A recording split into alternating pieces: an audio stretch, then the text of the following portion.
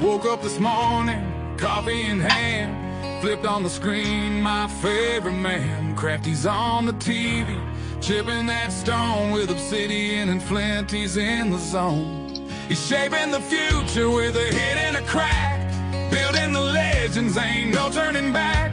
With every sharp edge, he's teaching the way of the ancients who thrived back in the day. Crafty on the TV, talking that smack, stone carving dreams, never looking back. From Texas to Vermont, Crafty studies us, chiseling the past, building futures for us.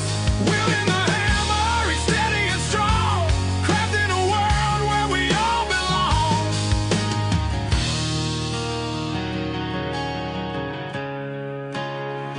Underneath those layers of dust and grit, finds the magic every little bit.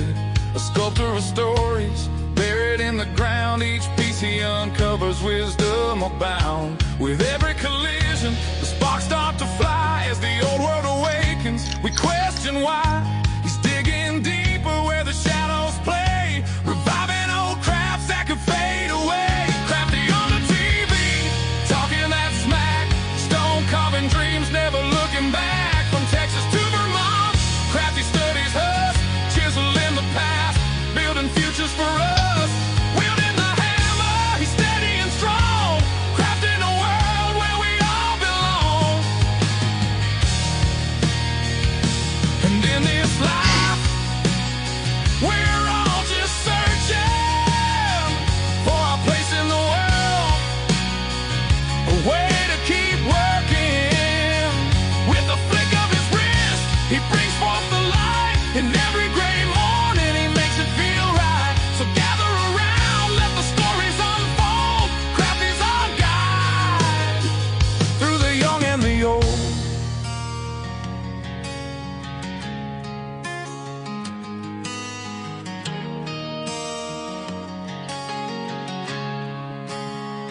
With the sun rising high and the day moving on, Crafty carves dreams till the light is all gone. He's shaping the future one chip at a time. With every creation, he's keeping the rhyme. From the heartland of Texas to the mountains of green, the legacy lives on through the stonework unseen. With every perspective, he's showing the way. Crafty keeps going, come whatever may. Crafty on the TV, talking that smack, stone carving dreams, never looking back. From Texas to Vermont, Crafty studies us, chiseling the past, building futures for us. Wielding the hammer, he's steady and strong, crafting a world where we all belong. So here's to the mornings with coffee in hand and Crafty on the screen, the true heart of the land. With a hit and a crack, he's paving the way through stone and through story. He inspires the day.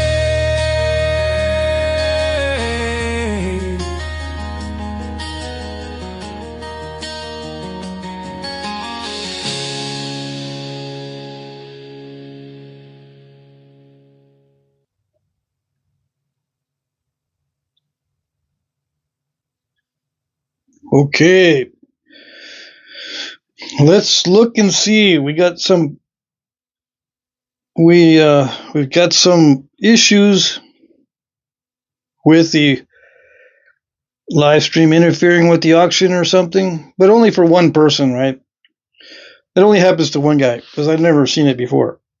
But anyways, let's see. What do we got? Who do we have in the chat? And I got to check my audio. Hold on a second, too. Where am I? I'm getting distracted. All right, where's my live stream? Right here? Yeah, that's where it is. Right here? Yeah, that's where it is. Okay, we've got audio. And what do we got? We have Kiefers. Hello, Dockenstein. Matthias Melander is here. Flakescard, Ross Wellman, Alan Cole, Stoneface. Stoneface is here. Jaden is here. Marty Wybe. Marty, hello, everybody. Hello, everybody. Yeah, if you're one of the first people into the chat, I will do a shout out. I will try to say hi to everybody, but as I get napping, I miss people. I don't see their entrance or their exits. Ross Wellman, did I already say hi? Mike Mason's here. Yanis says hi. Let me see. 53 people. Hello. I can give you a shout out if you say hi or whatever, if you're one of the first people in the chat. That's what I've been doing lately. So today's napping is rock to point with modern tools. I do a natural tool napping session on Friday nights. I've been thinking of doing these live streams at the same time every day instead of having it at different times. What do you think? I'm thinking of switching it just to 6 to 8 p.m. every day, no matter what. Not every day, but every time I do a live stream, it's going to be 6 to 8. Yeah, the same time I do it like on Mondays. Mondays, during the auction, I do my live streams at 6 to 8. But I could do that, Monday, Wednesday, Friday also, instead of having it at different times. Let's see. Cornyn, I said hi first. Do I get a shout out? Yep. I just shouted you out, Cornyn. Right? Let me see. Who else? No one else wanted a shout out? Poker Face, hello, Chatterhouse. Hello. Demi. Let's see. Who else? Your Song 777. Am I gay? Why so many Y's? Yeah. Somebody put you in timeout. I didn't get to answer that dumb question. All right. What else we got here? That's it? Yeah. Okay, so Michael, Red-Eyed Patriot, our moderator, is here, and he's already swatting people down. Yeah. What should I call it? Putting them in timeout or banning them or whatever for asking dumb questions.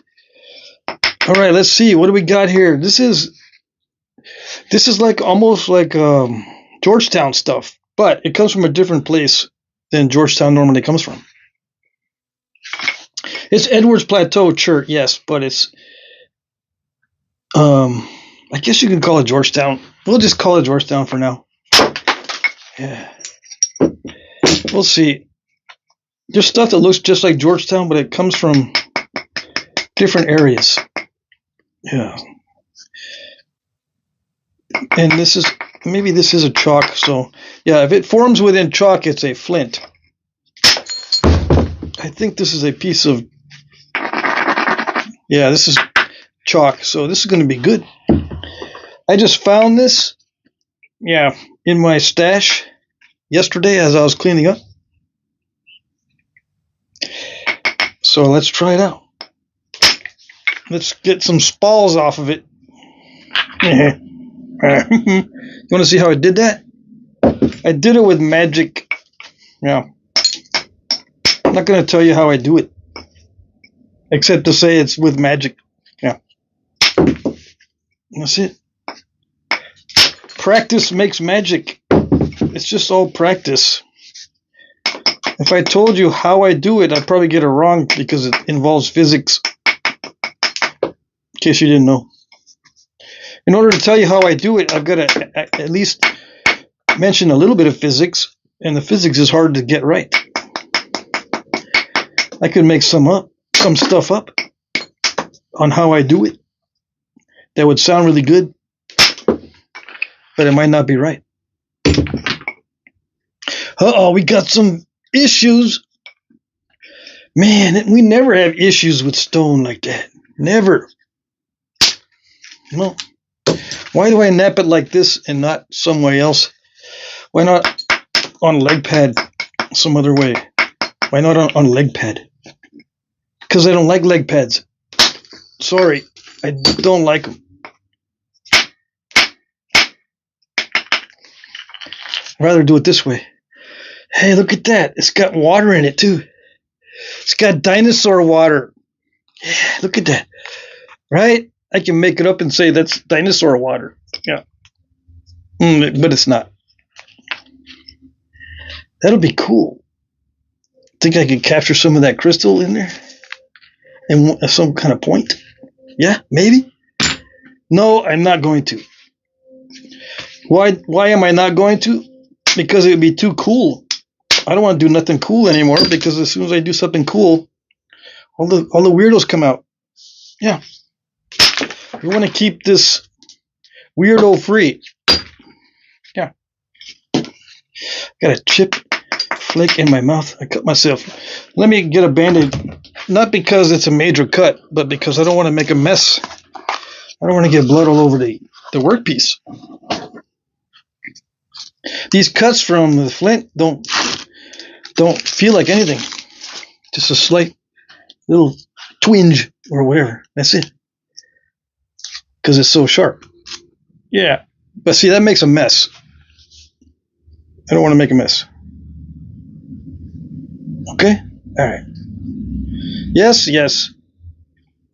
So what am I going to do? What kind of point am I going to make? I'm going to make a regular point. Nothing cool. No, like I said, as soon as they start making something cool, people say, bro, if you're going to do something, do it right. And you better do it like they used to do it back in the day. And I don't care. Because I know how they used to do them. So do it right. Yeah. See, those kind of people come out if I try to make something cool. Yeah, we do have a really good moderator. He'll kick you out if you're not saying the right stuff. But still, this is just, we're not going to show off. Yeah, I'm not going to show off. I'm just going to do normal stuff. So there, that's what you get. That's what you get for being psychos.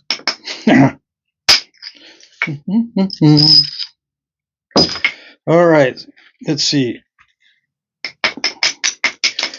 I'm going to try to capture as much of this as I can. And if there's a bad spot, I'm going to remove that first.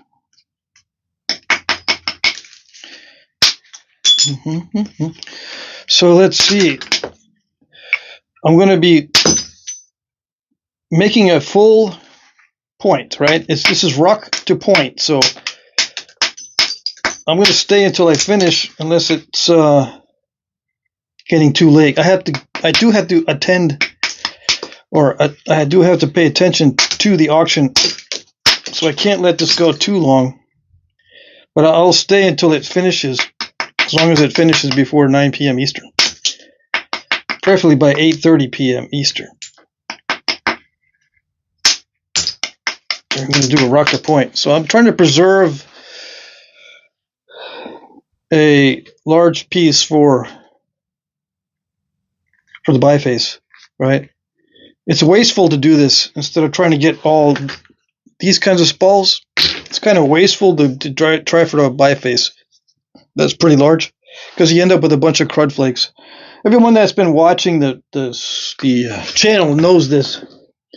That what everybody wants is usually the most wasteful thing. Yeah. But I will do it. I will take it for one for the team, or whatever they call it. Take one for the team, just so I can show you what I mean. Yeah.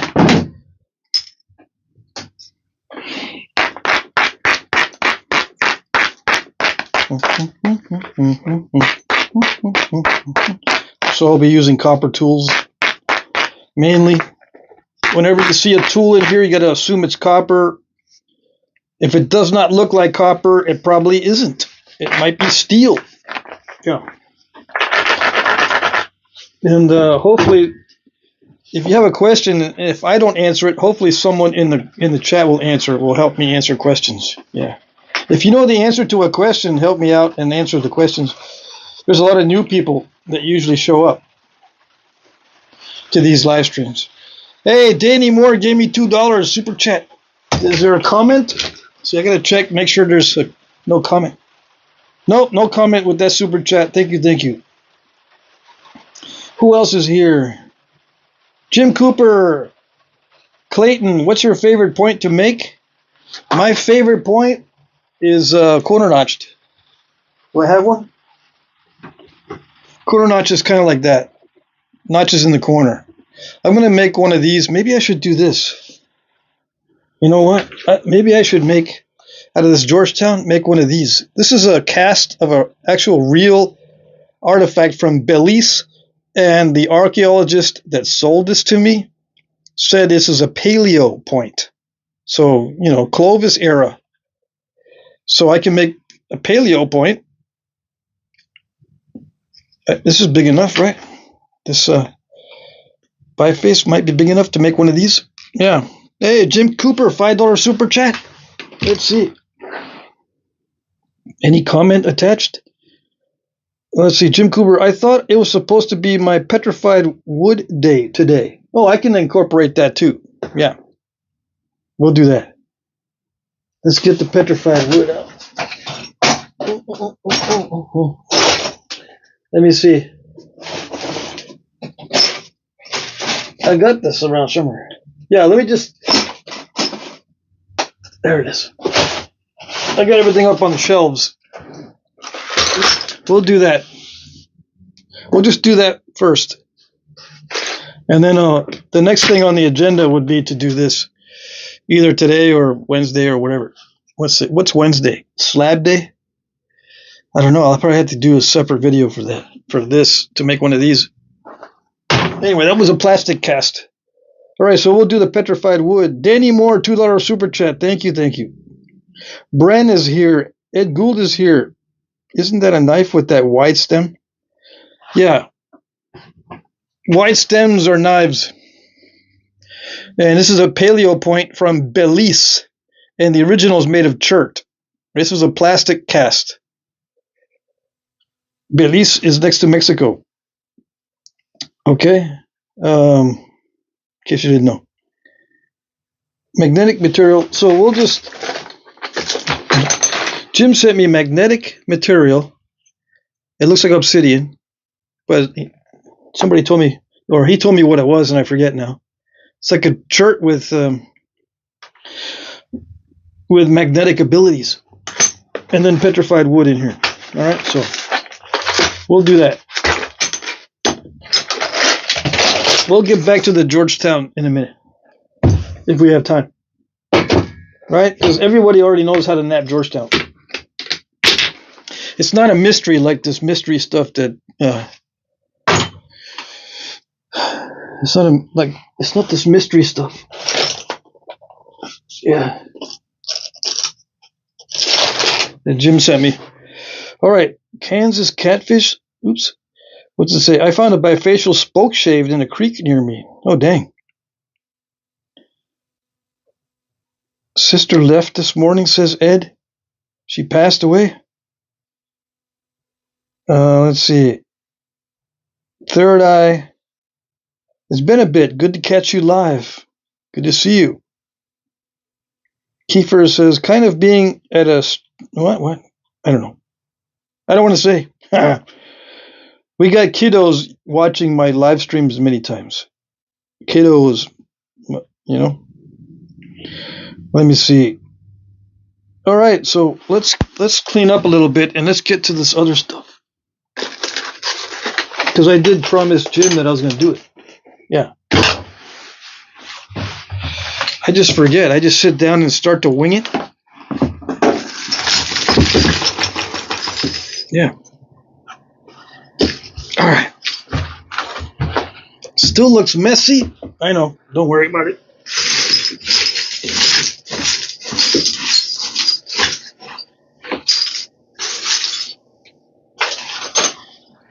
What is petrified wood? It is, and this is not going to be a rock to point. This is going to be flake to point. All right, so we got this stuff. This stuff here And the magnetic. This is magnetic. If you put a magnet on it, it'll stick to a magnet. Okay?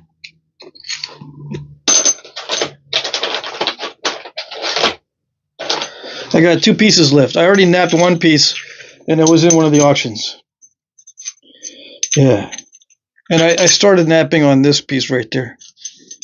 All right, so let's try to get some bifaces. Okay, we're gonna start bifacing. If I miss the chat questions, oh well. It's too big of a bopper. This one good? This one's good. Let's try this first.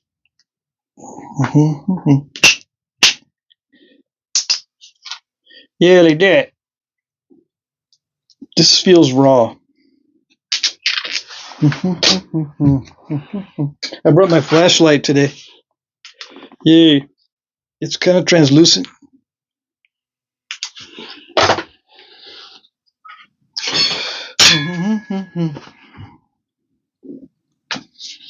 Let's see.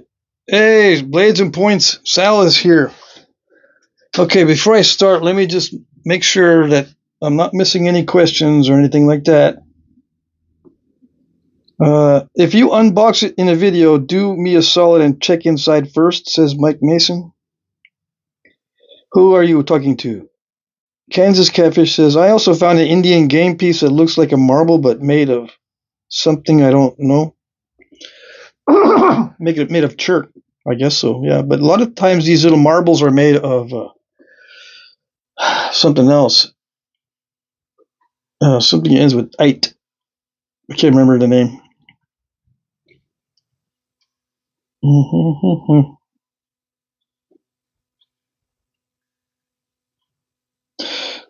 FJRD, hi, what are you doing? Making stone tools or a material review? I'm going to be making little arrowheads. Yeah. Yeah. My condolences, Ed. Sorry to hear that. Clayton says, heck yeah, I'm going to Germany. Yeah, I'm in Germany. Let me start this over. Clayton says, heck yeah, I'm in Germany for the army, but seen you napping and had to take a look. I subscribed, so I'll try to keep watching when I can with the time difference. Keep up the cool work. All righty, awesome, thanks. I'll keep it up. Snow in Pittsburgh today? We got rain only.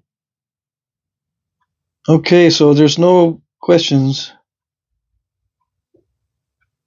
Let's see.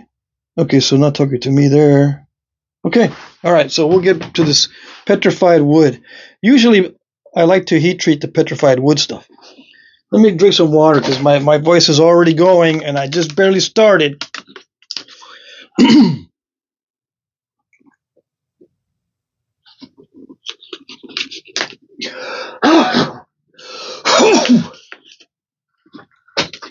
Okay, is that better? I think that's better. Phlegm. Too much phlegm. Okay, so I'm going to use indirect percussion on this petrified wood. And we're going to try to get a biface really fast. And we're going to punish this, because if it's got defects, I want to know early on, not later. Okay? Okay. Jim Cooper, $2. The dark stuff is better raw. Okay. Good to know, good to know. Is it better raw than heated, or is it just better that I nap it in a raw state compared to this one being raw? So this is raw, but it's not that easy to nap. So I guess there's 2 ways I could interpret that one. Right. The other stuff is going to be better in a raw state. Okay, more water.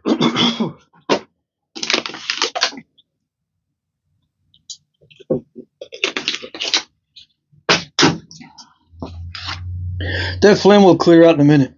It's just that I get dehydrated. I've been napping all day. Yeah. And I got the heater on in the shop, so that dries it out. so I get dehydrated. All right, so this is not too bad. I mean, I've napped a lot worse than this, for sure. This is fully silicified.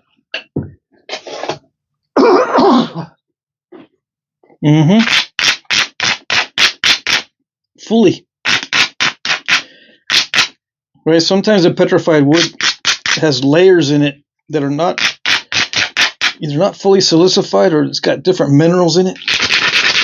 Something like that. So let's just try to get a biface out of this. Yeah. Yeah, like that. Quickly get it reduced because that's the best way to do it. Quickly.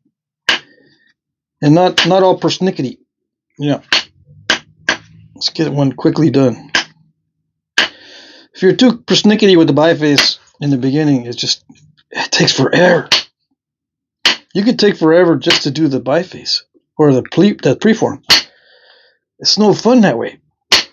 Yeah. So just want to knock it out quick. It's best. I think that's best. Well, what do I know? I got my own style. I only know my own stuff.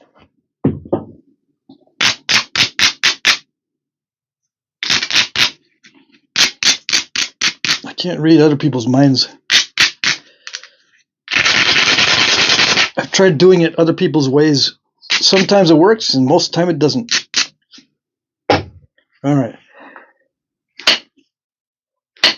This is kind of tough, but it's not too bad. Let me get my file.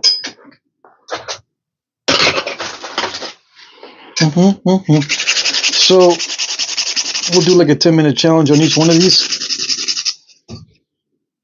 Yeah.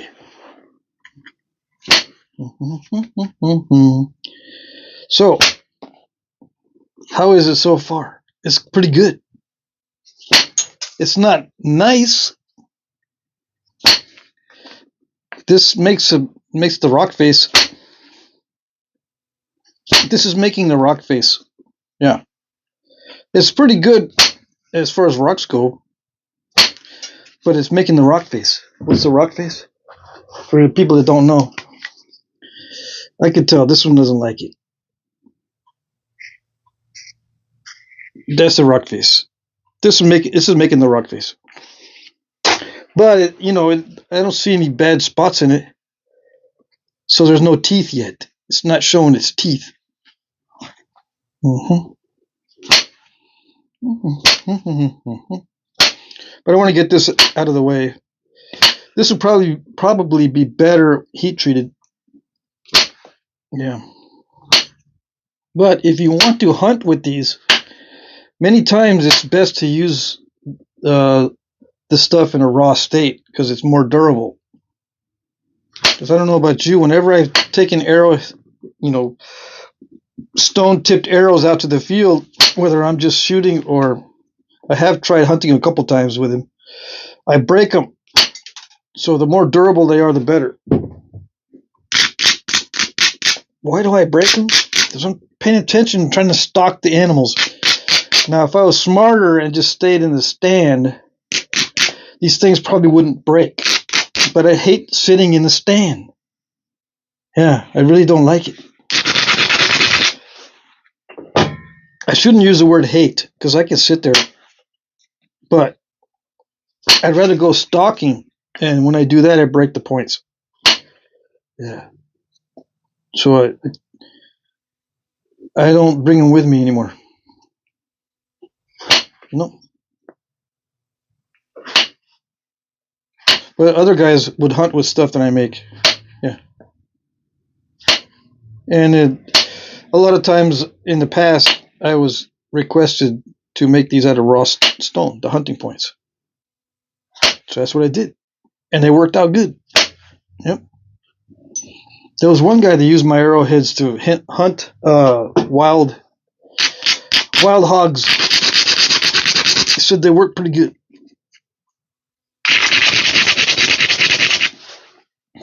The other guys. Who else? Who else shot some of the stuff? I can't remember. I just remember that one that was the one guy that shot a wild hog. Told me about it, gave me some good feedback. Anyways, what am I going to do with this? I'm just going to make the preform and then move on to the other stuff. I want to see how thin I can get this in a raw state. Yeah. That's the preform, okay? So let's look at it. Given this, assessment on this stuff is nice and solid. I don't see any defects. I mean, there was a little bit of cortex or whatever it was in there. This is a petrified wood, right? Come on. It is translucent.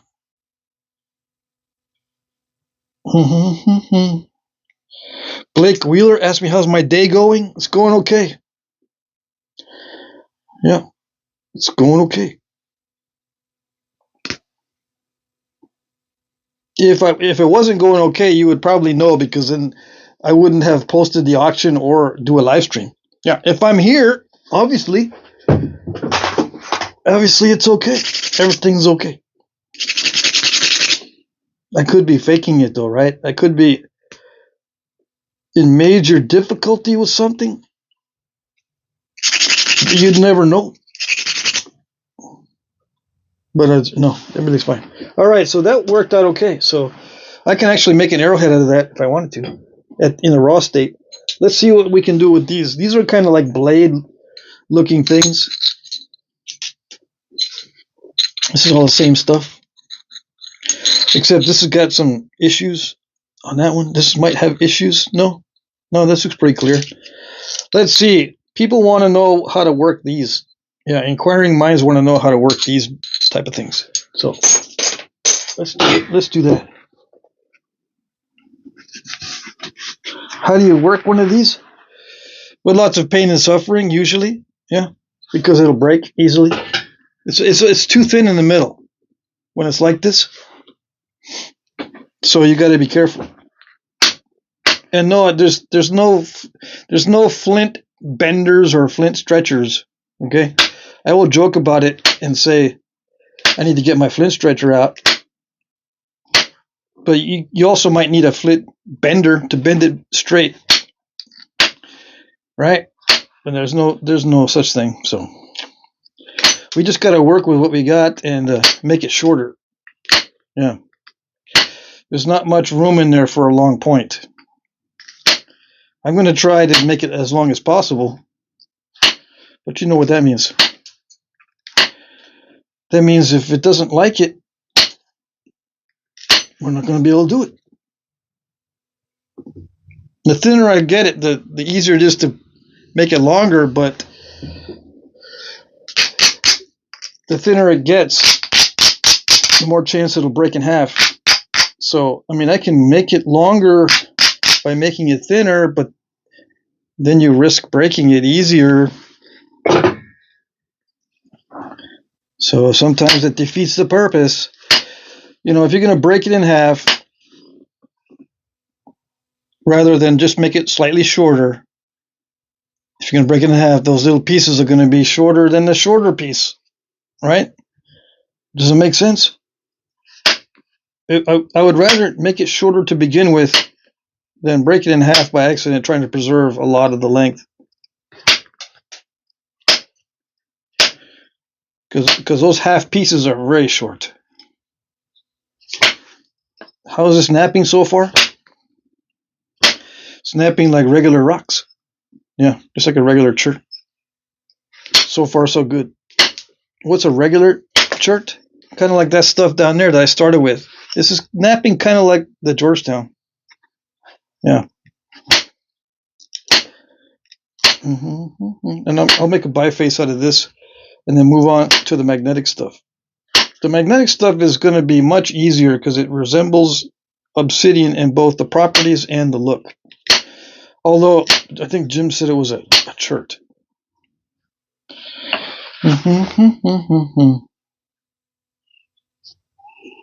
Yeah, you can watch the live. If you miss something in the live stream that I can't repeat or whatever, you just watch the replay on the live stream. It'll be in the channel videos.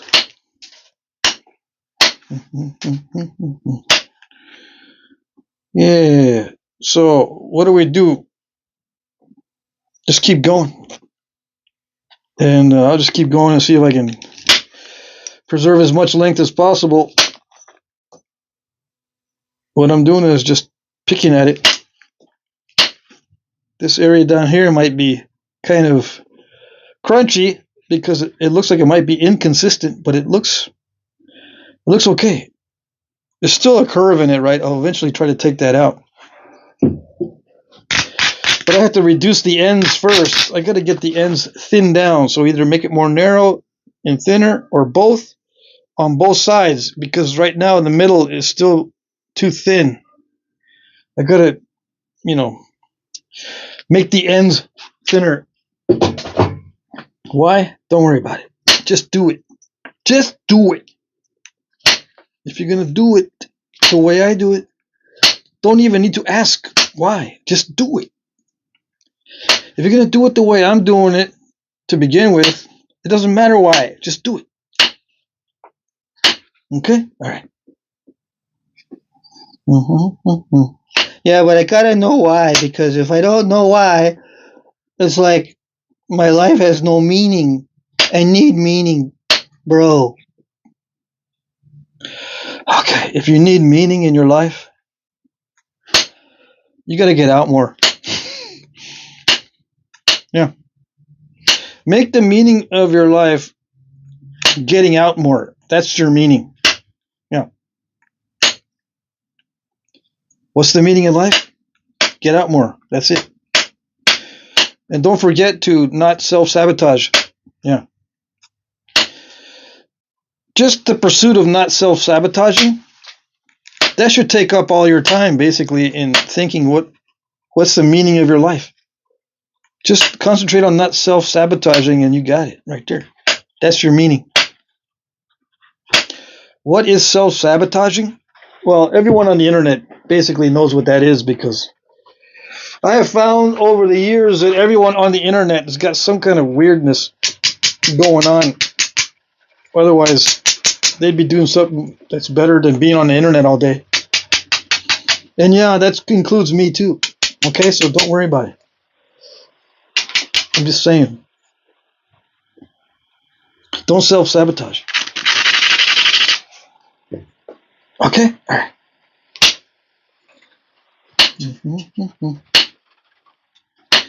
So, what do we got? We're getting there. We got something that's getting there. That's what we got. It's more difficult than the Georgetown. Yeah, it feels like agate. Agate is more difficult than flint in most cases. Not all cases, because it all depends on the material. But agate in general is tougher than chert or flint. In my experience, now some people would say no. I adamantly oppose that, because my agate where I go is beautiful. Okay, fine. If it doesn't apply to you, that means I'm not talking to you. Okay? I am not talking to you if it doesn't apply to you. Okay? So don't get all bent out of shape. Or you can, if you want to get bent out of shape, make sure you put a foolish comment in the chat, because then we can all have a good laugh. Yeah. I don't mind a good laugh at some dum-dum's expense. I think it's great. Yeah. Of course, we got to see the chat. We got to see your response before Michael deletes you. But, if we catch it, it'd be nice to have a good laugh once in a while. Anyways. Let's see. Sidgeman says, man, if you were a rapper, your rap name would be Lazy. Yeah. But isn't that already taken? Wouldn't that be unoriginal? Yeah. I don't know why he says I'm lazy, but it's not wrong, right? But how do you know that I'm lazy? How do you know that? Or why would that come into the discussion? Because I'm not using rocks to knap this down. I'm using copper. Is that what you're basing it on? What tools you use that they don't chip? What tools you use that they don't chip? I don't understand the question. My voice is what indicates that I'm lazy? Really? Where am I from? I'm in Vermont right now, but I was in Texas for a long time. I grew up in New Hampshire. I moved to Texas, got married, had 6 children with my wife. Now she's my ex-wife. And then I moved to Vermont. I took care of my dad. My dad passed away, and now I'm living in my dad's house. That's the story of my life. Yeah. Yeah. In there, I had 6 children. Still got them. Oh, yes. 4 daughters and 2 sons. I'm old. I'm 63. Living in Vermont, and I love it. Oh, yes. And I like not being married because it was nothing but conflicts. Never marry your opposite, okay? I'm just letting you know. I know everybody knows this, but it's serious. Do not marry your opposite. My goodness. And then when you have kids with your opposite, it's even worse. Yeah, because the kids are all mixed up. They don't know what's going on. Okay? I know it's really exciting to marry your opposite because it seems like you complement each other. You got strengths and weaknesses, and it seems like you complement each other. But just wait till you have kids and see how complementary you are. Get different ideas on what the kids are doing, how they should be raised. The kids themselves got brains that are kind of mixed up because their parents are opposites. So they got different traits that are all mixed together. And no one ever prepares you for what's going to happen when you marry your opposite. You don't get taught that kind of stuff in school. You're supposed to marry someone that has common interests. But that's so boring, right? Especially when you're young. And people say, you should marry someone that complements you. Whatever you don't have, just marry into it so you get both. Yeah, that's the worst advice anyone could ever give you. Yeah, don't do that. Do not do it.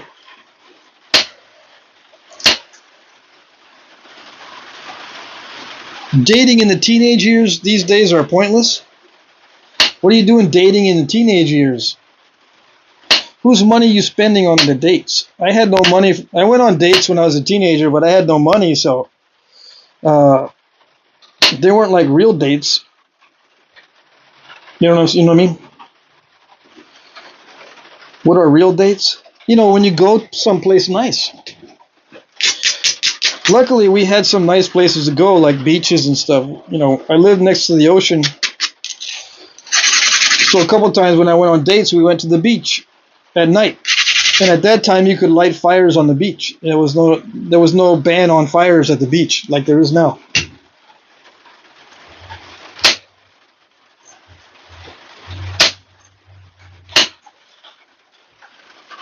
Let's see. Somebody used to get handies in the movie theater. Dang it. I'm not going to say who. Yeah, no. I did not do anything like that. No. I don't see how people do it because when I went to movies, there was a lot of people there. I suppose these days when there's not many people in the theater, you can do whatever. But when I went to theaters when I was in high school and on other dates after high school, there was too many people in the theater to do anything. You get caught right away. Yeah. And the thing is, they'd be able to call in the, what do they call it? The guy with the flashlight. And you get even more embarrassed. Just wait till you go out to the parking lot. Yeah. And if you get caught there, it's like with a stranger. You don't know the guy or the people. And they won't usually call the cops or anything. Usually. Anyways, how do I know all this? I don't know. Okay. I'm running into the problem that you have when you're dealing with these blades with the central ridge. It's not going past halfway because it's different consistency.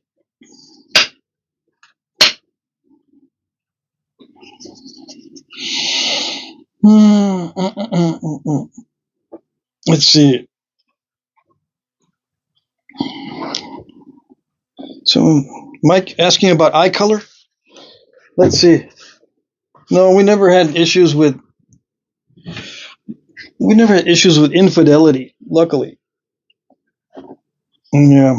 Well, I wouldn't say never, but yeah, that was not a big deal. Not something that we encountered much. Let's see here. What did I miss? I'm gonna check in the chat. See, I've already got a preform. Okay, so the easy part's done. I got the length I need, and I've got a preform that I can thin down. So the hardest part of Flintknapping is coming up. That wasn't the hardest part of Flintknapping. That was the easy part. Okay, this is the easy part, already done. Now comes the hard part after that. Have you killed with these?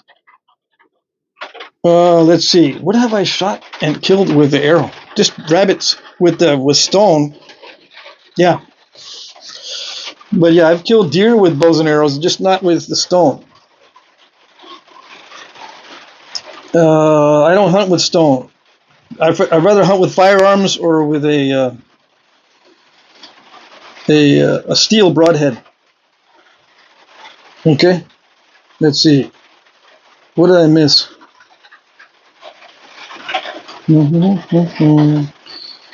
Greetings from Poland. Yeah, we got internationals in the house. Let's see here. Prairie Ghost Ken is here.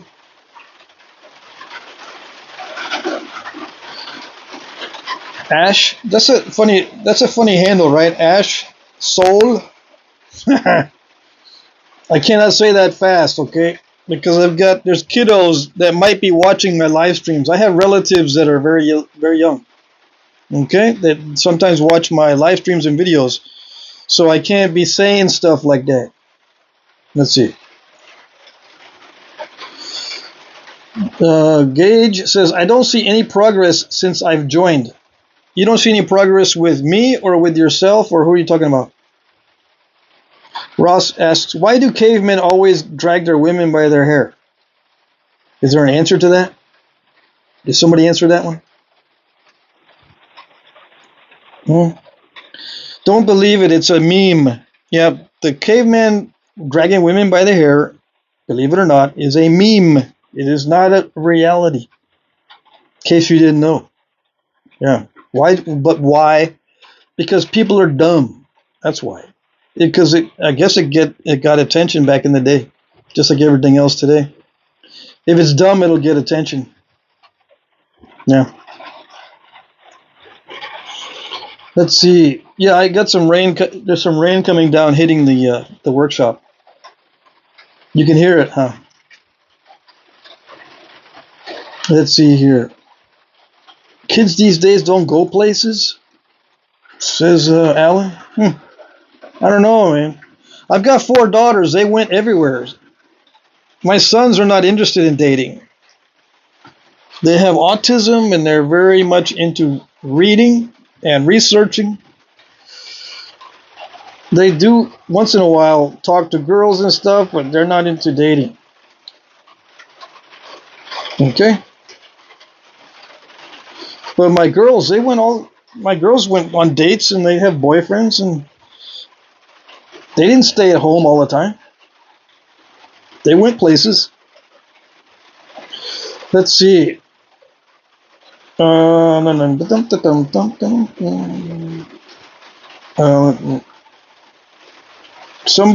many phones in my screen, I feel like I'm tripping. You feel like it or you are? Danny Moore is here. I see that. I see what you did there, Danny. Yeah. Yeah. Take a Fool's Advice says, come on, what are your tools? What are you using? I have other videos that say that. You just search Jack Crafty, what are your tools? You can even speak into it and ask for, do a Google search, or not a Google, but a YouTube search. Do they have voice yet where you can ask YouTube stuff and it'll search for you? I have videos on what tools I'm using. But just for you, this is a 3/8 inch diameter copper rod that you get on eBay. I also have a smaller diameter that I use, 5/16 copper rod, 12 inches long. I also use these Boppers solid copper heads from Flintknapping I use the diamond files from Harbor Freight. And I've got about 20 other tools that I'm not going to tell you what they are because it takes forever. All right. What else we got here?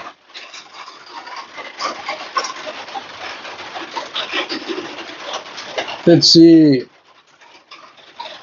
What did I miss? I'd love to see a video with your kids someday, Patrick. You will never see that. Never. Although, Ken, it's not a bad request. I just will never put my kids on video. No. Let's see. The more I understand the women around me, the less interested I am. But hey, I'm 40. Yeah, I am now divorced and technically single, right? I have no interest in dating. No. Why? I have a hard enough time trying to keep track of my stuff as it is. Everything I need to be doing. If I want to add someone back into my life, I'm going to go back to not being able to do anything except cater to her. That's why. Let's see. I've got over 2,000 videos. I'm not bragging, but people that want to know more about what I'm doing can look at my other videos. Just saying. Let's see.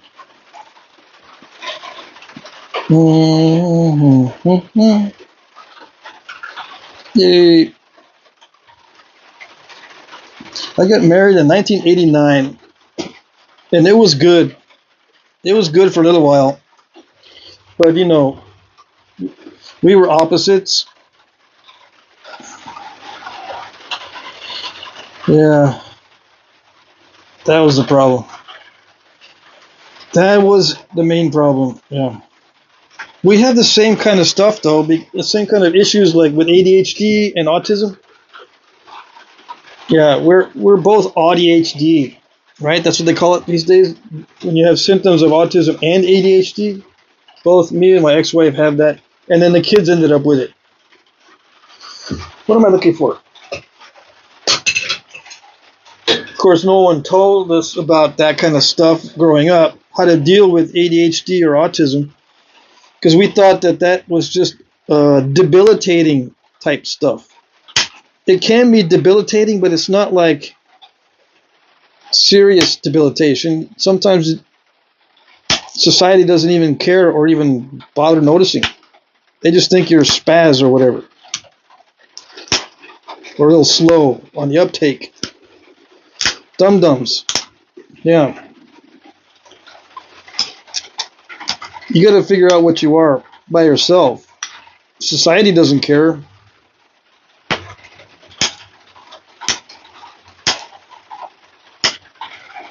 Anyways, what am I doing with this now? This is a pressure flaker that I got from, who did I get this from? A friend of mine? Yeah, I think so. I don't think I bought this pressure flaker because I don't usually use ones that have set screws. I make my own many times. You know, I make these 1-inch dowels with nails, oak dowels. Anyways, I got into using these manufactured pressure flakers because they're so easy. Yeah.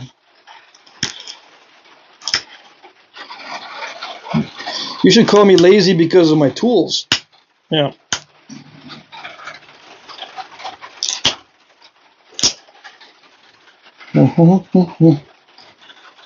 Not my voice, because I make all kinds of voices on these videos.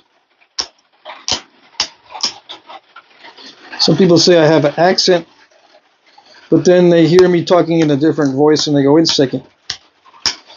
Wait a second. Which one is your voice? Maybe I never talk in my real voice. Maybe I never do. You'll never know. Yeah. Unless you see me in person, I guess. But even then, I don't know. You never know.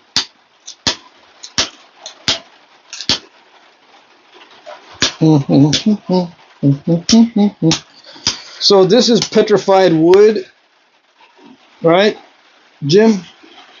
It pressure flakes really easily. Yes, it does.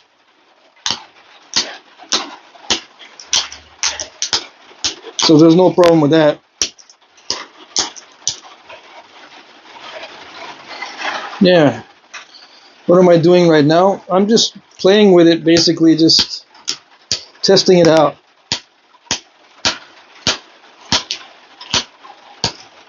Because I'm getting ready to do the hardest part in all of Flintknapping, which means I'm getting ready to get it more thin. I'm getting ready to make it thinner. Yeah.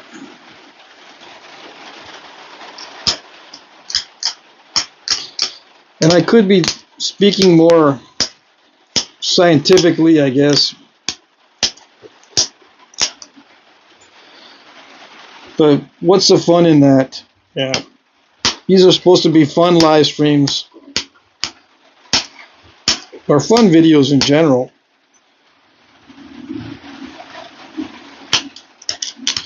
Sometimes I have to tune out and focus on what I'm working on, because if not, I'll break it. I mean, it can be used like this with just a basic sharpening, with just downward pressure. It's straight enough to be hafted. What does hafted mean? Where's my...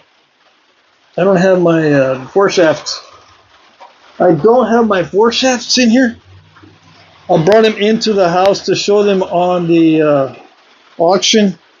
I don't have them with me. Dang it. Anyway, you can use it just like this. But I can refine this further. But let's do the other. Let's do the magnetic stuff. Get that done. So I'll have like 3 little bifaces. So far, I've done these two. I've done the easy parts on these two. Now let's do the easy part on this one.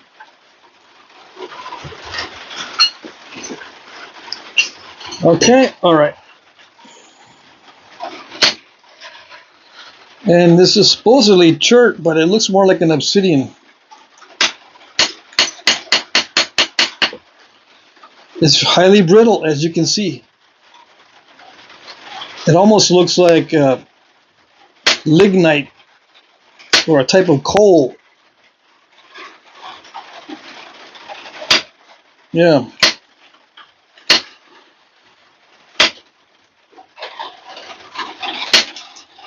Oh, that's not good.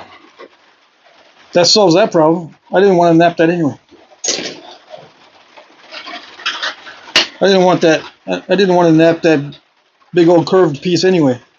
I got a more reasonable piece that's going to be fairly straight. It's still got a curve in it, but at least I can get something out of this more easily now that it's smaller. It had a drastic curve in it. This naps like tempered glass. Yeah. It feels a lot like tempered glass. Like one of those tempered glass bottles. It's not like obsidian, but it feels like obsidian, but it naps like a tempered glass. It does not nap like chert.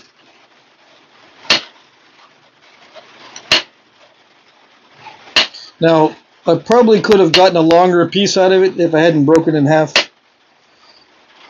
And one of the reasons why I think it broke in half is because I was just napping on some tough stuff and I was being too aggressive with it.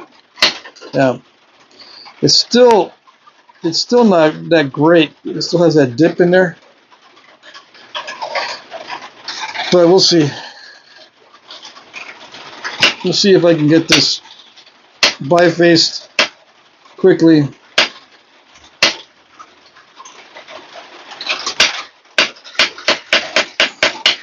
Yeah, it's napping just like I would say if you buy a plate or a bowl or something that's made of glass from the store, it's going to nap similar to this because that's tempered glass. Yeah, bottle glass is also tempered, but not quite like this. I mean, not quite like the plates and bowls.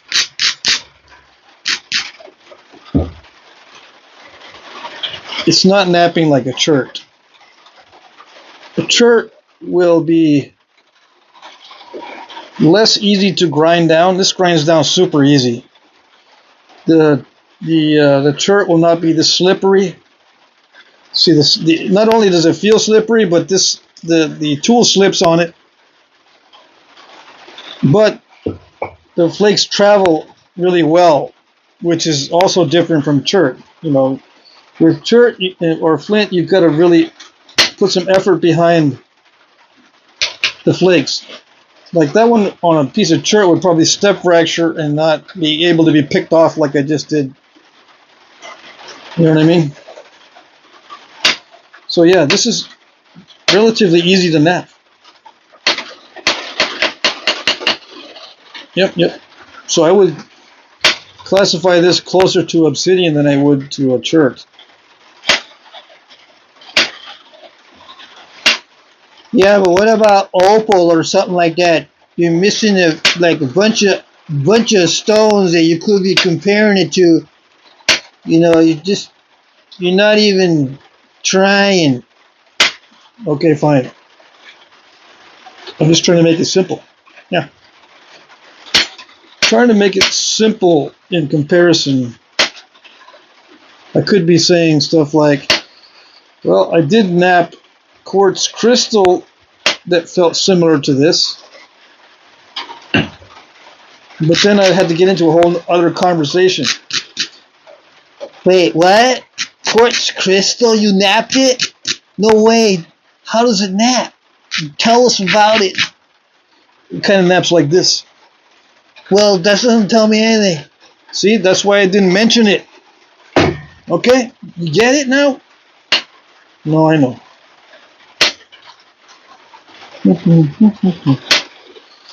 So,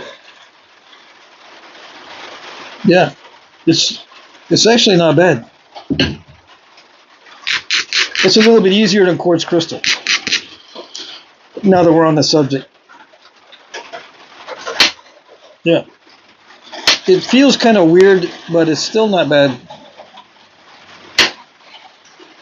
Yeah. It's very slippery.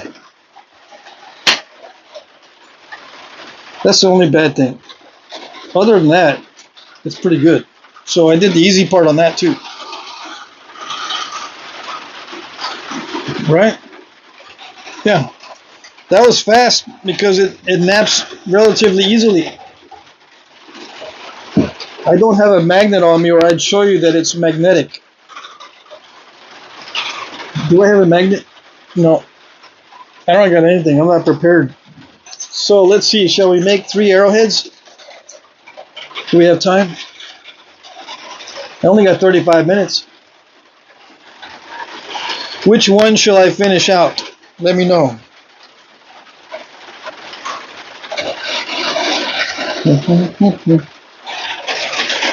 Let me know which one I should finish out. I'll wait. Let me check the chat. The middle one? Okay, I mixed them up. You want the black one? Go by color, tan, brown, or black. The root beer flint.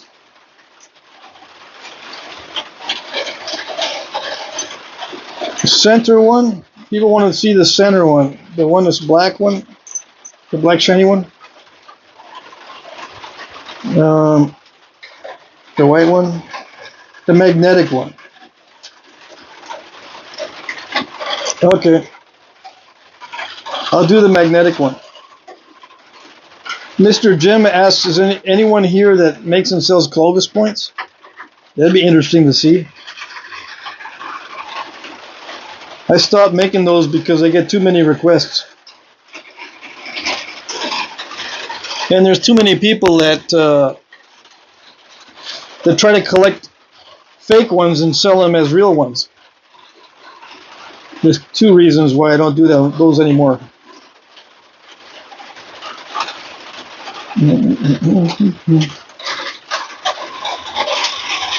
Let's see, is that it? Let me see, what else? Yeah, the brown one, the flute. Sal says he refuses to make a Clovis. Smart guy.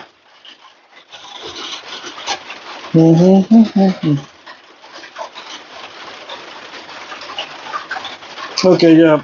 I get. I'm thinking most people are saying this one here. Okay. All right. Let's do it. Okay. Let's see. Can we see how it looks? Are we able to see clearly what's going on? I'm going to straighten the edges out so I can thin it even more than this. Yeah. And the rain's coming down pretty good right now. So hopefully that's not interfering with the audio too much. Can't see, right? Let's get a different color pad. How about this? How about that? Still can't see? Yeah, still can't see. At least I can show it like this and you can see the contours, the outside. Can you see the flaking? We lost some viewers. Well, maybe they'll come back once I get started here. This pressure flakes really easily. Yeah. Much more like obsidian than a chert. Yeah, much more. And yeah, there's differences in the percussion and the pressure, the way that things nap. It doesn't translate. You got to actually try it. Just because it pressure flakes a certain way doesn't mean it's going to percussion flake in a certain way. It could be totally not related at all. Sometimes something will percussion flake really easily and not pressure flake well at all. Sometimes the opposite. It won't percussion flake well, but it'll pressure flake well. And all kinds of different things can happen. Like sometimes you can run long percussion flakes, but not long pressure flakes. And sometimes the opposite. So this one seems to be easy to nap both in percussion and in pressure. Yeah. And next time I bring these out, I'll have a magnet so I can show you. On Wednesday, I should be able to have everything ready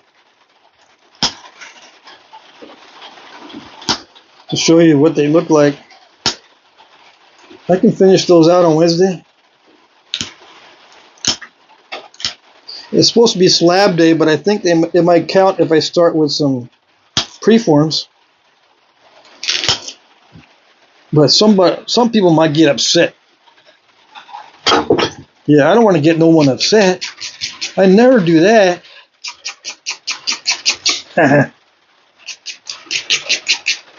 Oh yeah, what kind of face is this making? That's a hard one. This is so unusual as far as materials go. Just because it's probably not an obsidian. If I consider this not an obsidian, it's really weird. I don't know what face to put on it. But if I consider this a type of obsidian, then it's easy. It's like a dacite face. It's snapping more like a dacite than anything else. What's a dacite face look like? It's just sneaky. It's the sneaky face. What's the sneaky face? See, a dacite, it does a side eye with a little bit of sneak. Yeah, that's the dacite face. Anything that's sneaky, that's what this is doing. I have a feeling it's going to get sneaky and it's not going to cooperate toward the end. Yeah, everything's going good, but at the end it'll sneak up on you and you won't be able to nap it. Or I won't be able to nap it. Well, it'll start acting up. That's what I'm thinking, but I don't know. Every piece is different. I remember the last piece of this that I napped.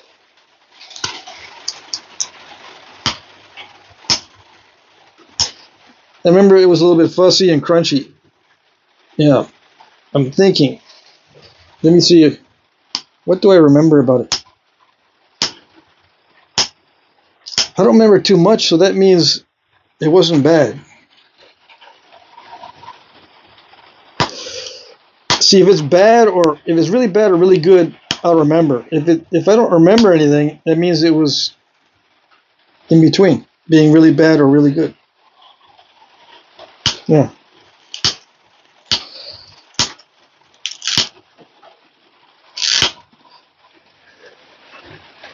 So yeah, it's snapping like obsidian. I might not be able to get rid of that original surface. Yeah.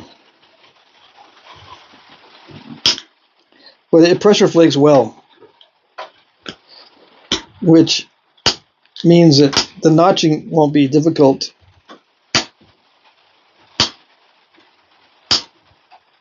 Now I say that now. Sometimes it seems like the notching won't be difficult because it pressure flakes well. But once you start the notching, it might blow out the ears or the barbs, or it would start stalling really fast.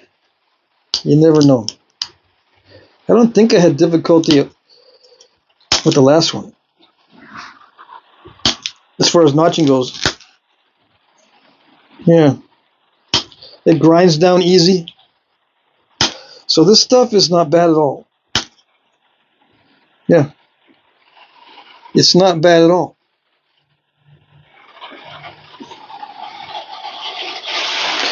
So now that the edges are straighter, I can try thinning it more and then put the notches in. Yes.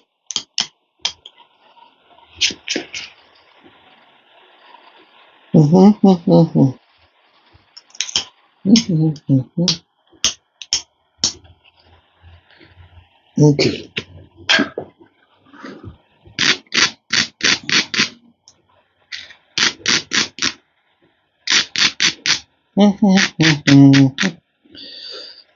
I keep thinking about Clovis points. I might put one in the auction actually. Should I? I don't know. I need to make some. I don't have anything for my keeper case. I need to have some kind of paleos.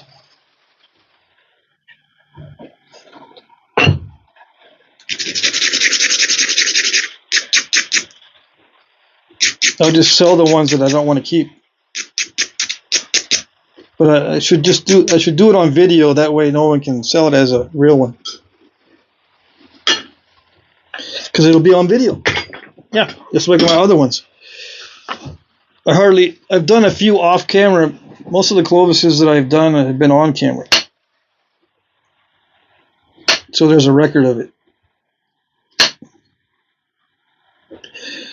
Okay, let's see. Let's see if I can get it thin with percussion. Yes? Yeah. All right.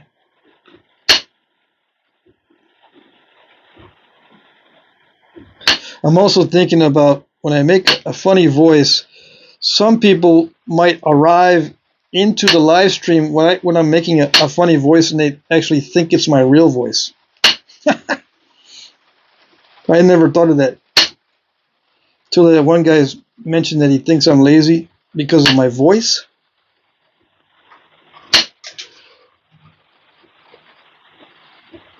See, did that overshoot? No? Excellent. It did not overshoot. Anyways.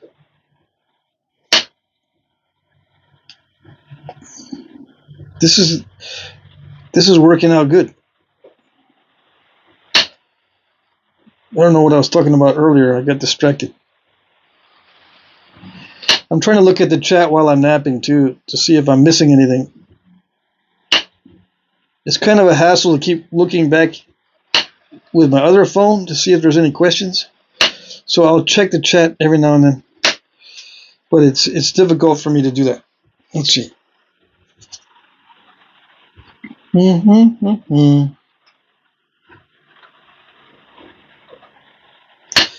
So Mr. Jim is going to try to make one at Brady. Make a Clovis. Oh yeah. I think I made my first Clovis at a Knapping, at the last Brady Knapping.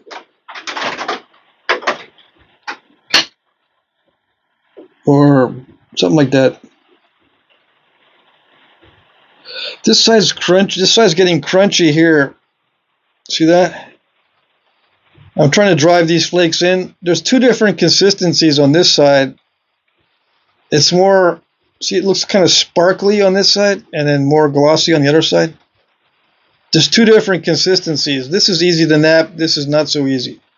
See that, the way it looks different? They're napping a little bit differently. And the reason why this is not napping as easily is because it's starting to get crunchy as it's getting thinner. But the other stuff doesn't get crunchy when it gets thinner. Yeah, the other side with the other material.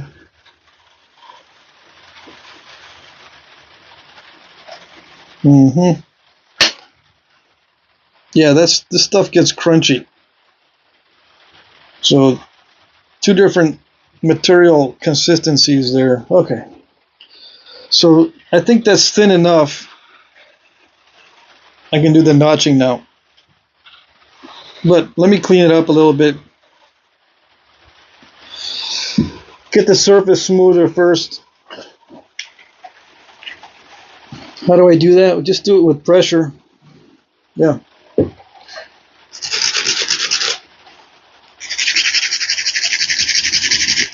And I might zone out, okay? So this is the part where most people get bored. But you're missing the hardest part of flint napping. The thinning, the final thinning is the hardest part in all of flint napping, and you don't get to see how they used to do it or how I do it. This is pretty much the same. You just have to be very careful with it and get used to the material. Take risks, because you can break it any time during this stage.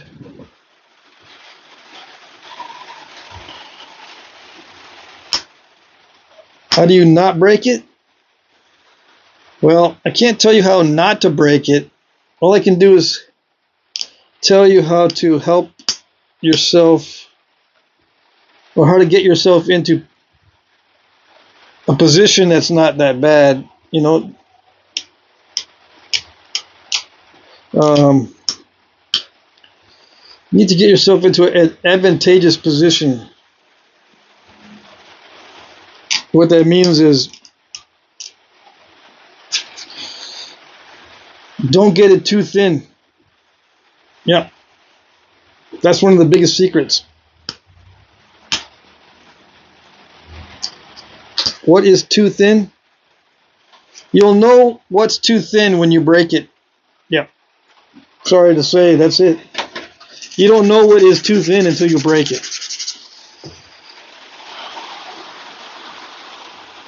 And then when you go to the next one, you'll go, okay, I remember how thin that was. Let's not go that thin on the next one.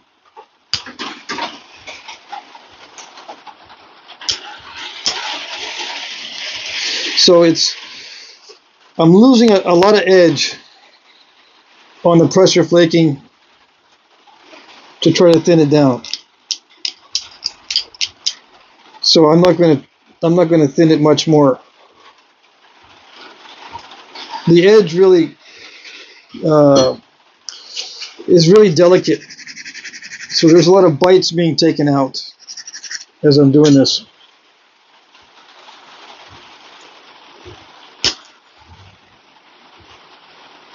And bites just means these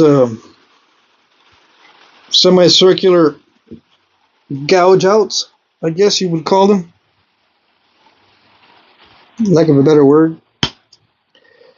Because we just had to invent terminology in Flintknapping to describe what's going on. There really is no set terminology.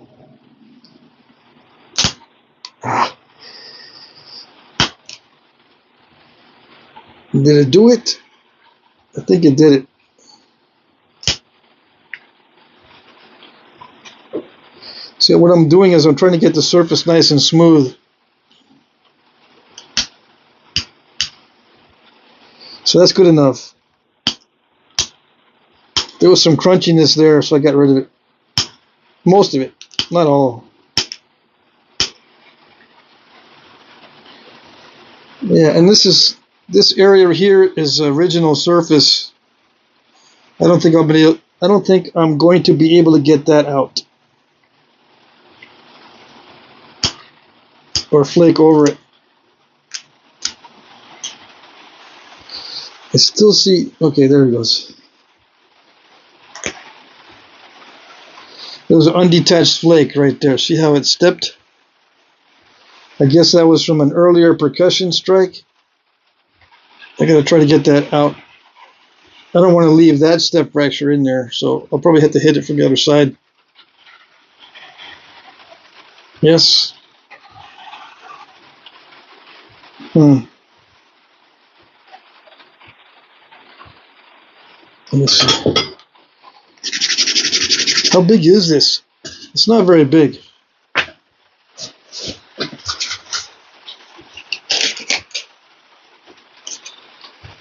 A little bit over 1.5 inches. The smaller it gets, the more difficult it is to work with in many cases. This one is not too bad. This material, since it flakes easily,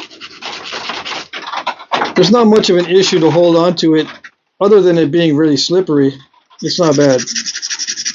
But I'm going to try to get rid of that step fracture there. I'm going to send in a flake from here. I'm going to send in a flake from right about there to come down and fan out. It's going to fan out in two directions, right? It's going to fan out that way and then this way.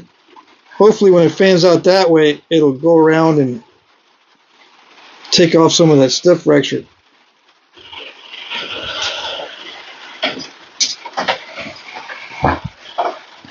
That's one of my favorite tactics, but we'll see.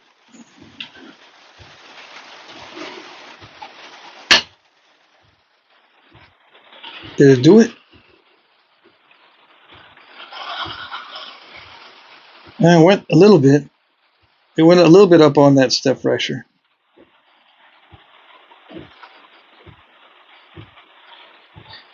Who suggested doing the black one? Can't see. Let's see if that worked. A direct attack on the edge of that step fracture. See, a direct attack there. It didn't work. It's getting all crunchy now.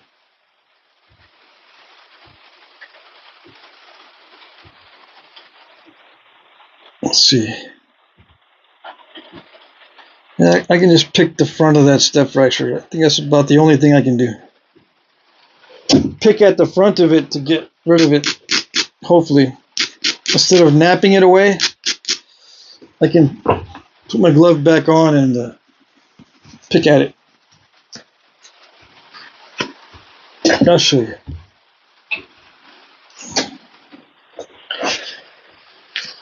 So I just put my pressure flaker on the front of that step fracture and try to pop it out. Got a little bit.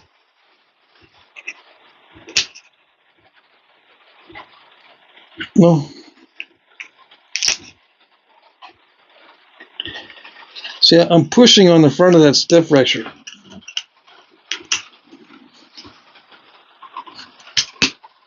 Like that. Getting little pieces. Why didn't I get that step fracture out earlier? Well, because it was not detached. That flake had not detached, so I didn't see it. Now that I see it, I gotta try to get rid of it. I wish I would have seen it earlier.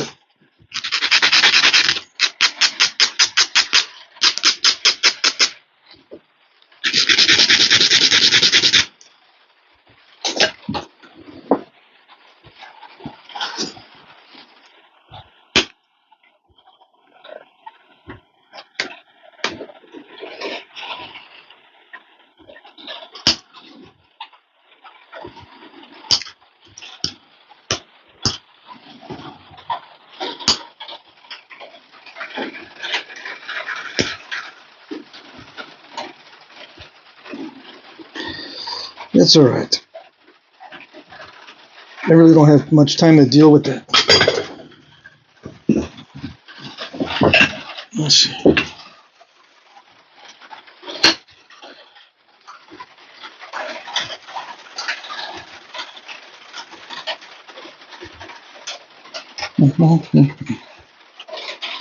I can send flakes in from the base. Sometimes I can send flakes in a long ways from the base.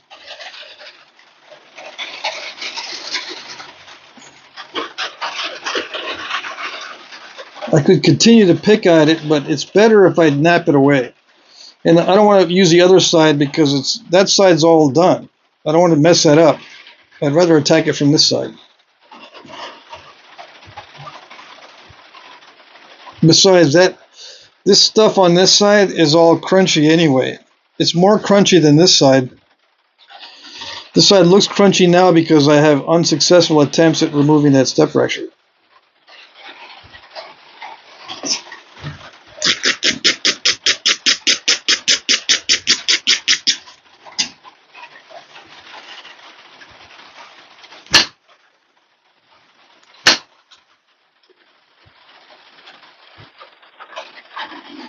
Yeah, see, it's being sneaky. Yep. It doesn't like it when I use a lot of force. And it was sneaky because that step fracture was hidden for such a long time.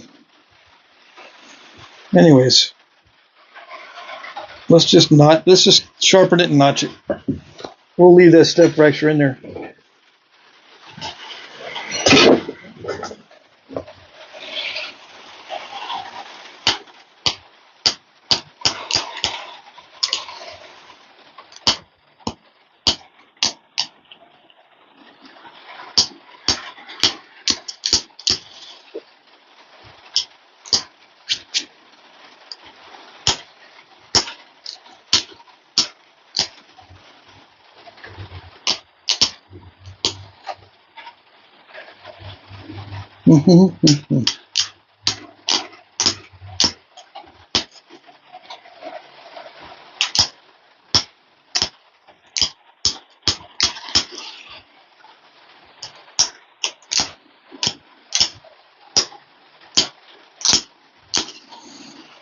That's mostly downward pressure, but I'm going to start doing inward pressure also. You'll just have to see which one it is by looking at it. I'm not going to tell you exactly what I'm doing.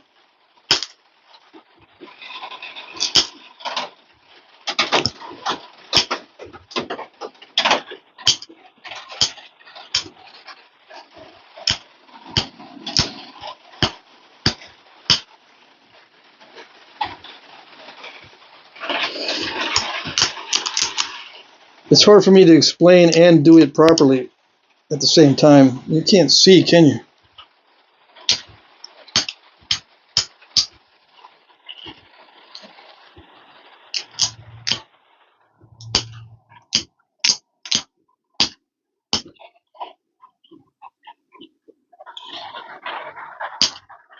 So it naps a lot like dacite.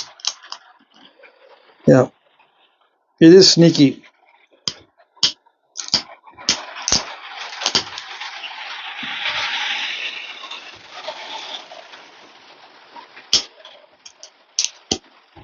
I don't remember having this much of an issue with the step fracturing on the other one that I napped. Let's see, I've got a step fracture right there.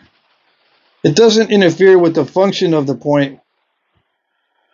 It just doesn't look that great.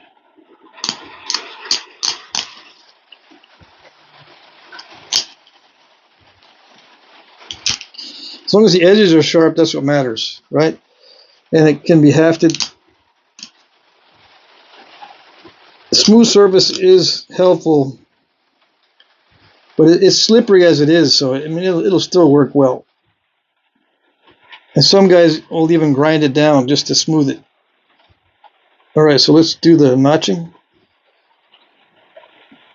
Yeah, a little more on the symmetry, and then we'll do the notching. I gotta watch the clock. I got an auction going on.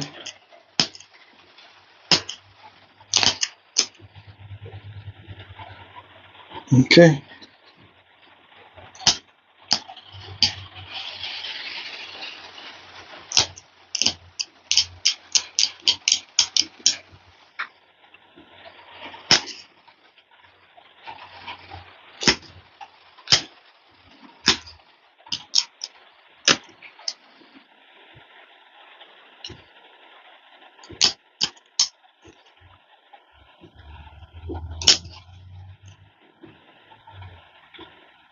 Yeah, the edges are a little bit crunchy, but they're not too bad.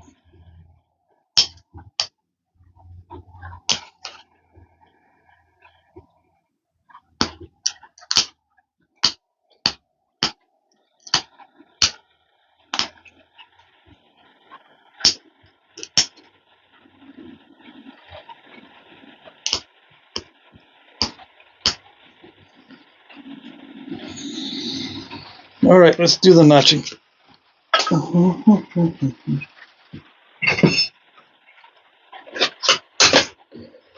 Where's the notcher?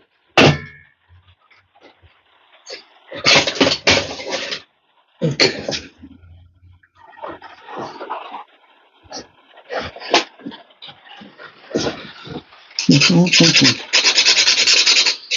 So the live stream is supposed to end at 8 o'clock Eastern, so we got like 5 minutes, but I'll keep going. But if it gets past 8:30, I'm gonna stop no matter what. But this shouldn't take too long to finish it up.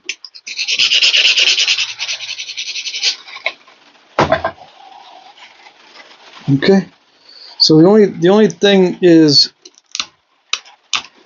since it's delicate material, I got to be careful not to ruin the barbs.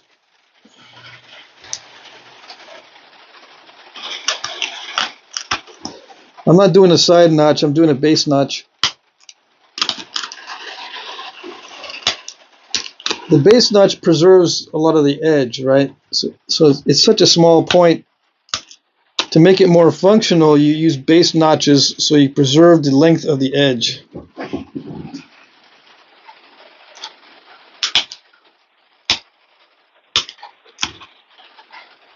See that big chunk? If you take out chunks that are too big, it could ruin the barb.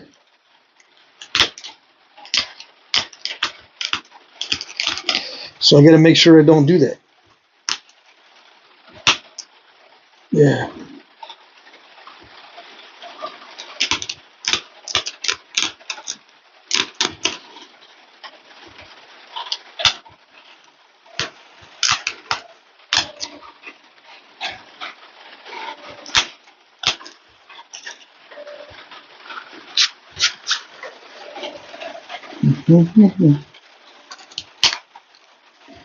See, I just broke off some of that ear. But, you know, see how that pop out? They could have taken off the barb too. Luckily, it did not. Taking off some of the ear is not too bad.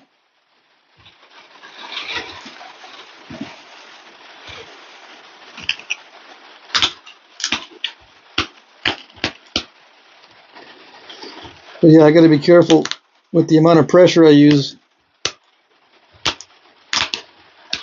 It's got to be minimal.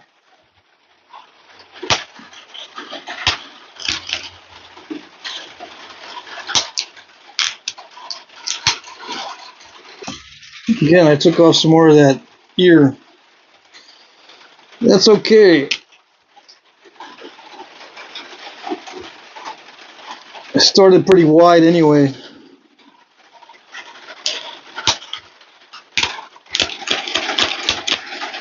So if it gets more narrow, it's okay. If the stem gets more narrow, it's okay. It's going to be an arrow point anyways.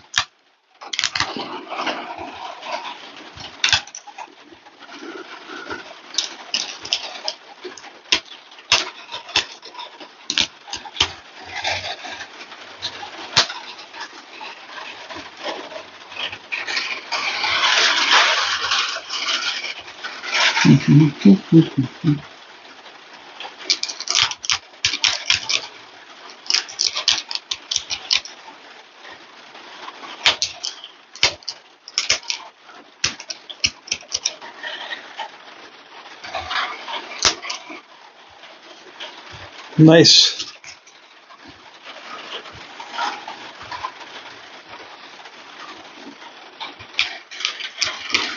So the notches are deep enough to use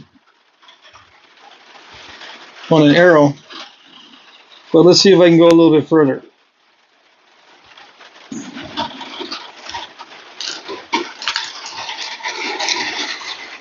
Gotta sharpen the flaker. If the flaker gets dull or it becomes rounded, it's very difficult to punch out the needed pop-outs. Punch out the needed pop-outs? Or pop out those pop-outs. The sharper it is, the better up to a point. It can't be too sharp, because then the metal will bend a lot. Yeah, nice. So not too difficult to notch.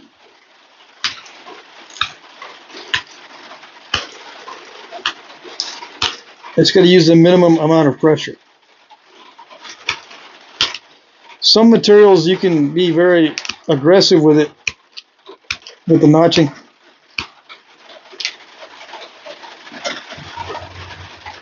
But, you know, not this stuff. It's very similar to obsidian.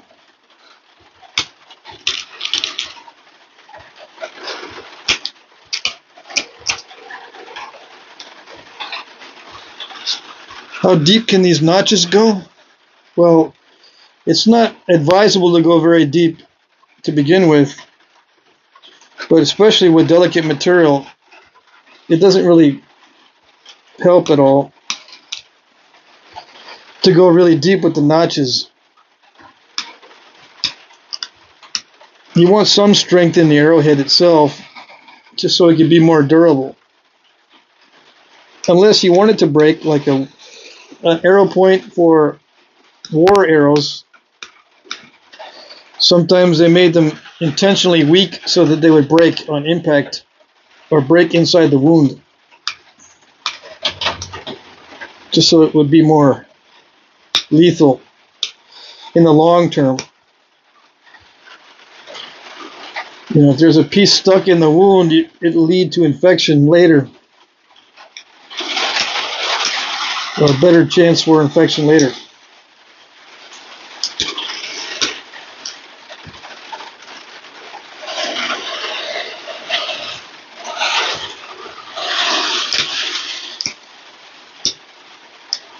And that goes for predators too. When you shoot a predator with an arrow that has a delicate arrowhead, and the arrowhead breaks off in the wound and the predator gets away, that predator may die later of infection, so it's not going to be predating on your game or your tribe.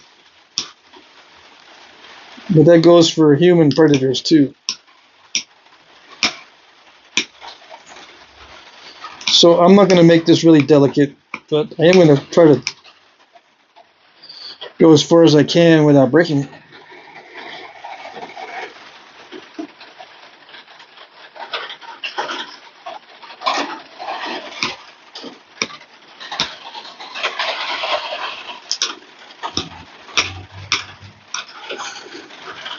There's some dull spots I'm trying to get rid of.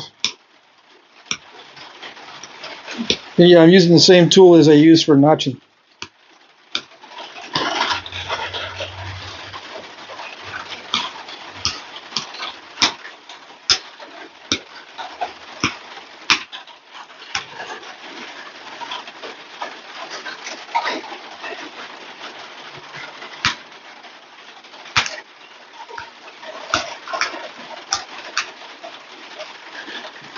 When I use the flat part, it takes off just little bitty flakes.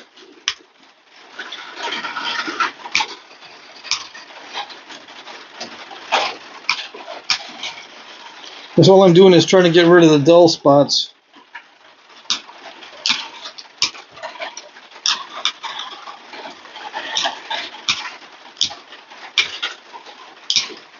And the dull spots are mainly from the abrading that I was doing earlier.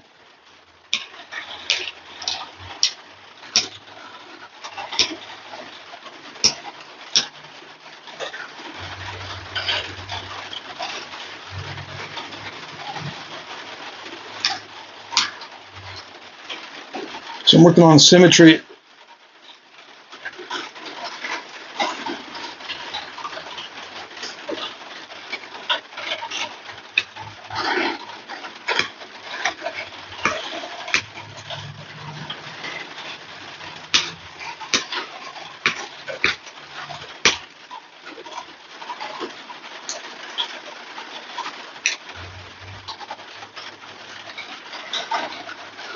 I see on some of these point types in California, they got a bifurcated stem.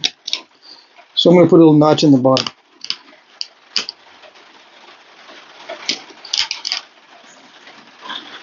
Like that.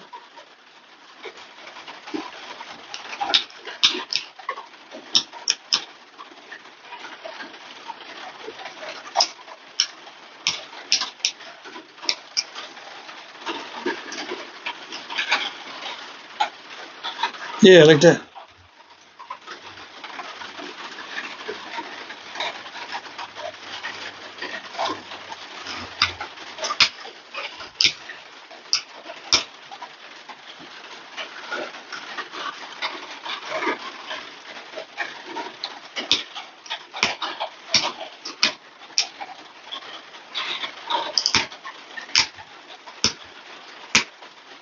I'm assuming this rock comes from California or somewhere on the West Coast. I'm just messing with the symmetry.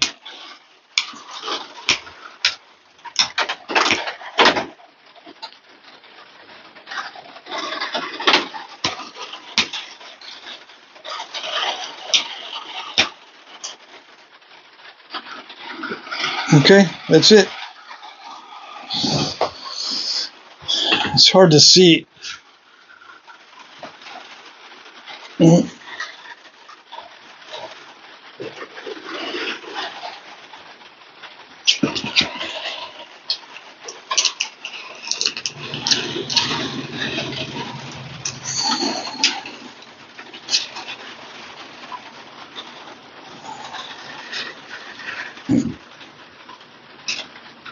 Yes.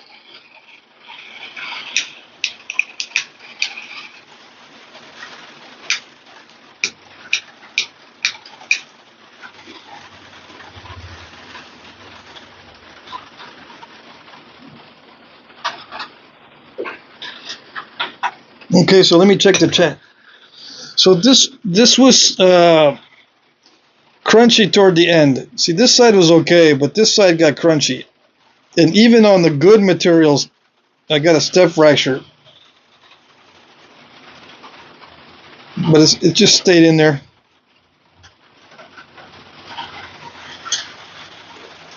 No biggie. I wish I had my 4 shafts. I would haft this. Yeah, but it's a typical little arrow point.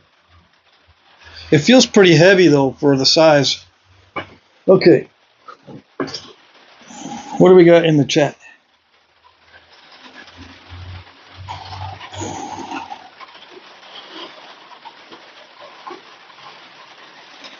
Very nice, says Mr. Jim. Good, good. Thank you. Yeah, if you're new and you're not sure how much you need to practice on, make sure you get 400 pounds of stone. That's a good amount. That's a good average on what people need to get used to knapping, at least at the beginner level.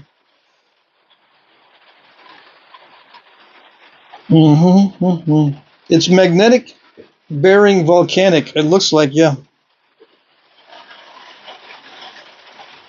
Let's see. Yeah, if you only have 1 pound of obsidian, man, that's not much to get started on. Oh no, they don't know, do they? We're talking hundreds of pounds. If you want to be a flint napper, we're talking hundreds of pounds are required to get good at it. Yes. And some people go through literal tons, thousands of pounds.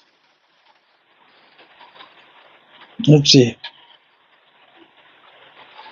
Is it easy to break flint? It depends on the flint. Sometimes yes, sometimes no. Let me see. Let me see. Do I ever use those to hunt? No, I don't, but people do. Yeah. Okay, I think that's it. And what time is it? It's almost 10 past 8. Let me see. Yeah, they're supposed to end at 8 p.m. Eastern. Some people are just getting here. I make mine for selling nowadays. I used to do it as a hobby, but now I make them to sell. I don't use them for hunting because I prefer to use modern equipment for hunting. Not that they can't be used, I just don't use them. Yep. You definitely can use these for hunting like they used to back in the day. That works very well. Stone and obsidian and glass are excellent at penetrating. Unless you hit bone, of course, but it's the same with steel. Steel cuts bone better, but if you make the arrowhead out of raw, tough stone, it'll also cut through bone. But with something delicate like this, or with glass, it has a harder time cutting through bone, like ribs and stuff. But it still does a good job in general.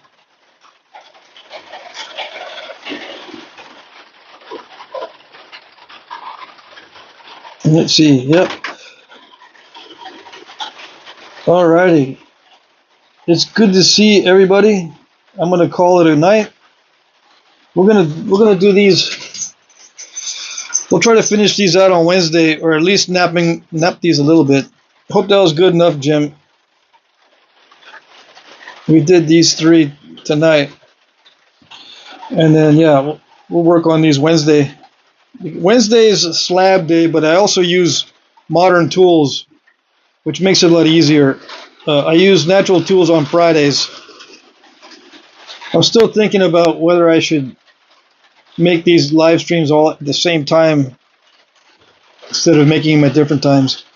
Like the next live stream is Wednesday from 2 p.m. to 4 p.m. Eastern time.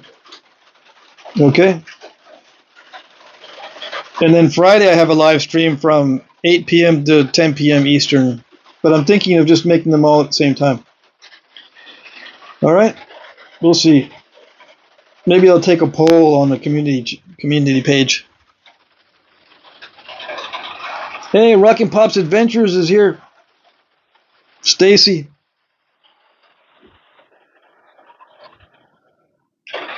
Let's see here. What's the difference between flint and obsidian? Obsidian is a lot like glass, and flint is more stone-like. The difference is in how brittle they are. Obsidian is very brittle like glass, and stone is not as brittle, but it can be. The differences don't look obvious. It's more obvious when you start to chip it. Obsidian chips a lot easier than flint.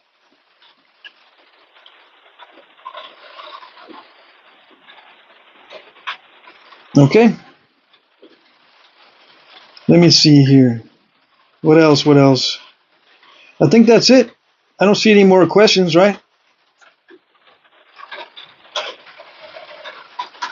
I have an auction going on right now. If you want to buy something, you can try to buy something at my auction on my channel. Sheldon. Obama says, first time here for me. I'll try to catch you again and I'll subscribe. Awesome. Carol says, thanks. Can you tell the difference by looking at them? Most of the time, yeah, you can tell it's obsidian by the shine, how shiny it is.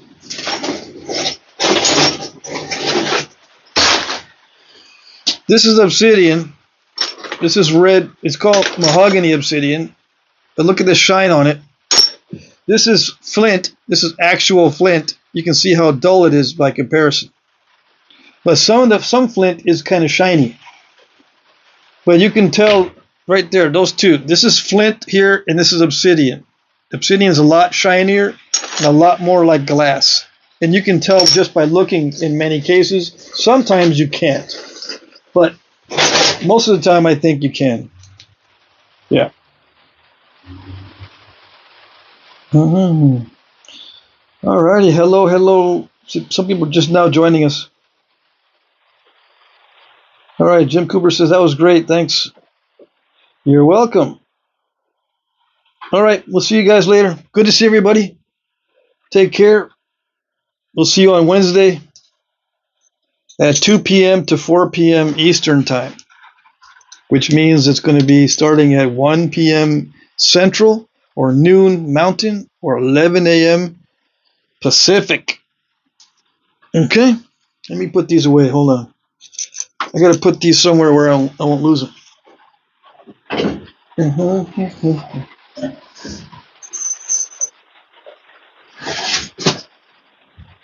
Okay, that's it. Good night. We'll see you next time. Bye-bye.